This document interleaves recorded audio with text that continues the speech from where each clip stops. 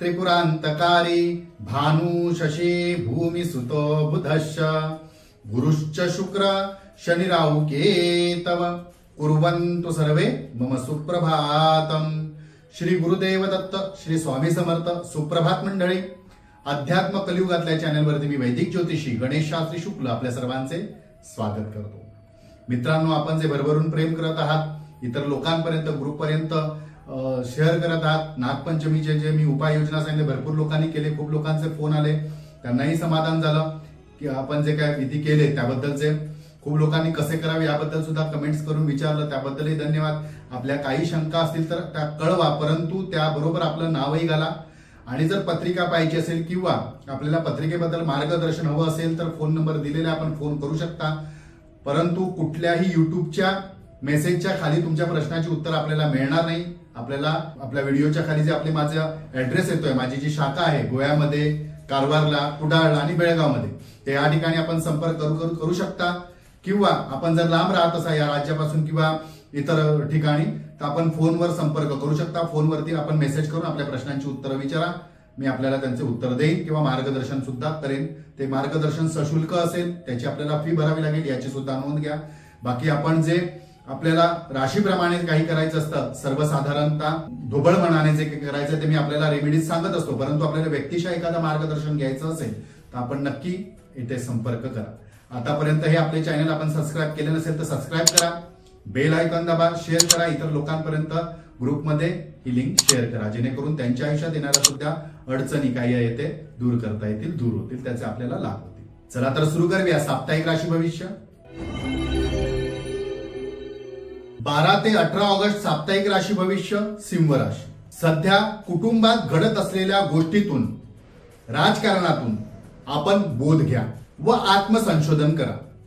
का अशा गोष्टी घडतायत, या घडण्यामागचं कारण काय आहे, आपण त्या गोष्टीचे कारण आहोत का, किंवा कुटुंबात एखादी ज्येष्ठ व्यक्ती आहे जी चुकीची वागते, तिच्या चुकीच्या वागण्यामुळे अशा काही घटना घडत आहेत का, ते यासाठी आपल्याला आत्मसंशोधन करणं किंवा ते जाणून घेण्याचा आपण प्रयत्न करा, जेणेकरून पुढे होणारे मोठे नुकसान आपल्याला आतापासूनच टाळता येईल, नुकसान कमी होईल।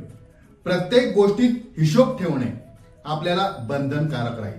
आपण कुटुंबातल्या लोकांवरती काय खर्च करत आहात, ऍक्च्युली अशावेळी आपण करायचं असत नाही, परंतु ह्यावेळी काय करायचं आहे, खर्च, इतर अतिरिक्त खर्च, कुटुंबात लागणारा आहार विहारासाठीचा खर्च आहे, इतर गोष्टींसाठी, सुख सोयीसाठी, उपयोगासाठी लागतात त्या गोष्टी, पण व्यक्तिशः जेव्हा एखाद्या व्यक्तीवरती आपण खर्च करत आहात, कुटुंबातलेच नव्हे तर कुटुंबातले बाहेरचे सुद्धा, आपले मित्र परिवार असो किंवा नातेसंबंधी जे वेगळे राहतात किंवा लांब आहेत, अशांसाठी जर आपण वेगळा अतिरिक्त धन खर्च करत असाल तर कदाचित तो हिशोब ठेवणं आपल्याला गरजेचं, बंधनकारक राहू शकतं। कारण का, पुढील काळात ती व्यक्ती, आपण काय केलं, तू माझ्यासाठी काय केलंस, तुम्ही माझ्यासाठी काय केलं, अशा वेळी ज्या काही गोष्टी येतील त्यावेळी आपल्याला त्याचा पाठपुरावा करता येईल किंवा हिशोब मांडता येईल, दाखवता येईल।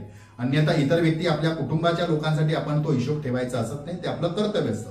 पण अशीच जर व्यक्ती असेल, अशी वागणारीच जर व्यक्ती असेल तर त्याच्याबद्दल आपल्याला तसं करणं बंधनकारक ठरू शकतं।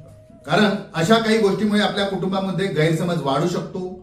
प्रिय व्यक्तींच्या चुका सतत पदरात घालून घेणे किंवा मान्य करणे किंवा त्या लपवणे, पाठी घालणे, यातून आपल्याला मोठा नुकसान होण्याची शक्यता आहे। कारण अशा सगळ्या गोष्टींमुळे पुन्हा त्यांनी केलेल्या चुकांचं खापर आपल्यावर फोडलं जाऊ शकतं आणि आपणच त्यांना मदत करत होता किंवा ते करण्यासाठी आपणच त्यांना सहकार्य करत होता किंवा आपणच सांगून ते केले गेलेले आहेत, अशा काही अपवादांना आपल्याला सामोरे जाऊ लागू शकते। त्यामुळे जर कुटुंबातील प्रिय व्यक्ती असून दे, ज्येष्ठ असून दे, कनिष्ठ असून दे, यांच्या चुका लपवायला जाऊ नका, त्यांना पदरात घेऊ नका। सर्वसाधारण सप्ताह आपल्यासाठी असा असणार आहे, त्या काळजी जर आपण घेतल्या की काय काय होणार आहे, बाहेर काय जास्त लोक घालायची किंवा लक्ष द्यायची गरज नाही। जे काय घडतंय ते कुटुंबातच घडतंय, जो काय त्रास होतोय, मानसिक त्रास होतोय, ते कुटुंबातल्याच लोकांमुळे होणार, कुटुंबातल्याच लोकांमुळे, व्यक्तींमुळे तो होत आहे। या सप्ताहात आपल्यासाठी शुभ तारखा असणाऱ्या 17 आणि 18, शुभ अंक असणाऱ्या 8 आणि रंग असणाऱ्या काळा, याचा आपण लाभ करून घ्या। श्रावण सोमवारी येणाऱ्या 12 तारखेला, त्या तारखेला नाही जमलं तर 19 तारखेला आपण शंकरावरती जलाभिषेक जो करणार आहे त्या अभिषेकाच्या पाण्यामध्ये मधू घालायचंय। मधू म्हणजे मध घालायचंय, मधमिश्रित पाणी आहे, मधमिश्रित जे जल आहे त्याचा आपण शंकराच्या पिंडीवरती अभिषेक करायचा आहे। आपल्याला जमत असेल तर नक्की हा उपाय करून बघा। याने आपल्या कुटुंबामध्ये जे काही सध्या वातावरण दूषित चाललेलं आहे ते दूर होण्यासाठी मदत होईल.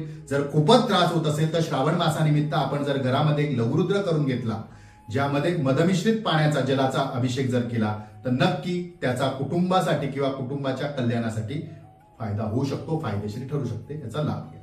मित्रांनो, या सप्ताहात जी मी आपल्याला उपाययोजना किंवा रेमेडीज आपल्या राशीप्रमाणे जो जलाभिषेक करायला सांगितलं, त्या पाण्यामध्ये काय काय मिक्स करायला सांगितले आपल्याला, गुळ वगैरे जे जे काय आहे ते प्रत्येक राशीप्रमाणे वेगवेगळं. तर ते करत असताना जर आपण कसं होतं, साप्ताहिक राशी भविष्य असतं, त्यामुळे आता सध्या मी रविवारीच तो अपलोड करण्याचा प्रयत्न करत आहोत. तर ते आपल्याला उशिरा कळतं किंवा आपल्यापर्यंत उशिरा पोहोचतं, त्यामुळे ते रेमेडीज त्याच दिवसाला आपल्याला करता येत नाही किंवा करू शकत नाही. तर अशा वेळी आपल्याला असं करायचं, मी आता ही 12 तारखेला जी रेमेडीज आपल्याला करायला जी सांगितली आहे ती जर 12 तारखेला नाही करता आली तर मात्र 19 तारखेच्या सोमवारी पौर्णिमेला आपण ती कराच. कारण काय आहे, परत पुढच्या आठवड्यात मी जी एखादी रेमेडी सांगेल ती आणि ही रेमेडी डबल होऊ शकते किंवा डबल करावी लागू शकते. जर आपल्याला योग्य वाटत असेल, त्याच्यातून आपल्याला काहीतरी निष्पन्न होत असेल, फायदा होत असेल, मनशांती लाभत असेल तर नक्की आपण करा, अन्यथा तो आपला प्रश्न आहे. तर यानुसार आपण करा. आणि हा व्हिडिओ जास्तीत जास्त आपल्या राशीच्या, आपल्याला जर एखादे मित्र कोणी असतील आपल्या राशीचे, तर त्या राशीच्या लोकांपर्यंत तो पोहोचवा, जेणेकरून तेही हा उपाय करतील, त्यांच्या आयुष्यातील काही अडचणी असतील ते सुद्धा दूर होतील. मित्रांनो, आपले चॅनल अजूनपर्यंत आपण जर सबस्क्राईब केले नसेल तर लवकरच सबस्क्राईब करा, बेल आयकॉन दाबा, शेअर करा आणि मित्रांनो एक लाईक नक्की करा. कारण आपण पाहत आहात, पाहणाऱ्यांची संख्या तर वाढत आहात, प्रेक्षक आहे, आपण एक लाईक करणे आमच्यासाठी एक बळ वाढतं किंवा आम्हाला सुद्धा एक चांगला अभिप्राय आल्यानंतर आनंद वाटतो, उत्साह वाटतो, व्हिडिओ नवीन करावे, चांगले कारण इतके लोक, इतके प्रेक्षक ते पाहत आहात आणि पाहिल्यानंतर आपले एक आशीर्वाद, एक लाईक मिळतंय, आम्हालाही उत्साह येतो. तर नक्की करा. चला, तर पुढच्या आठवड्यात नक्की भेटूया ह्याच वेळी याच ठिकाणी. तोपर्यंत सर्वांचे धन्यवाद.